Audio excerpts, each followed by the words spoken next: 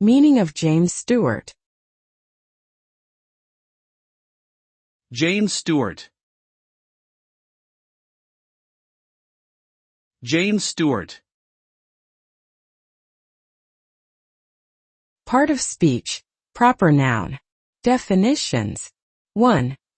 A male given name composed of the elements James, a variant of the Hebrew name Jacob, meaning he who supplants or he who follows, and Stewart, a Scottish surname originally meaning steward or household administrator. Examples. 1. James Stewart, 1908 to 1997, an American film and stage actor known for his roles in films such as It's a Wonderful Life and Rear Window. 2.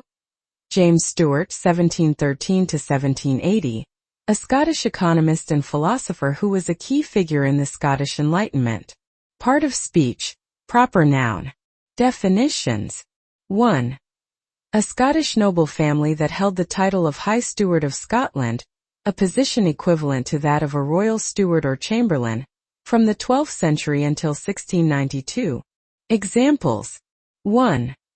The Stuart dynasty, also known as the House of Stuart or the House of Stuart, ruled Scotland from 1371 to 1714, and also ruled England and Ireland from 1603 to 1707.